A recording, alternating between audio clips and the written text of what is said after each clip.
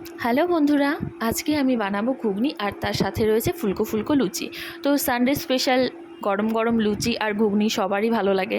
দেখো, তার জন্য প্রথমে আমি মটরটাকে সেদ্ধ করে নিয়েছি আর এতে নুন দিয়ে সেদ্ধ করে নিয়েছি। এখানে আছে পেঁয়াজ আদা রসুন পেস্ট আর ধনে গুঁড়ো, জিরে গুঁড়ো, লঙ্কা গুঁড়ো আর হলুদ। এখানে রয়েছে পেঁয়াজ কুচি আর টমেটো কুচি। এখানে রয়েছে জিরে, শুকনো লঙ্কা, তেজপাতা। এটা আমি ফোড়ন দিয়ে দিলাম তেলে। সর্ষের তেলটা গরম হয়ে গিয়েছিল আর তারপর দিয়ে দিচ্ছি পেঁয়াজ আর টমেটোটা। এবার এটাকে একটু ভালো করে ভেজে নেব।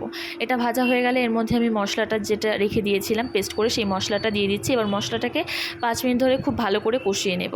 দেখো, মশলাটা কষানো হয়ে গেছে। এরপর এর মধ্যে আমি দিয়ে দেব ঘুগনিটা। এবার ঘুগনিটা 10 থেকে 15 মিনিট মতো ফুটিয়ে নিয়েছি। এরপর গরম মশলা গুঁড়ো দিয়ে দিচ্ছি, তারপর ধনেপাতা কুচি দিয়ে দিচ্ছি। এবার এটাকে 2 থেকে 3 মিনিট মতো জাল দিয়ে নিলেই কিন্তু রেডি আমার ঘুগনি। ভিডিওটি ভালো লাগলে অবশ্যই লাইক, কমেন্ট, শেয়ার করতে ভুলো না আর অবশ্যই আমার চ্যানেলটিকে সাবস্ক্রাইব করে দিও।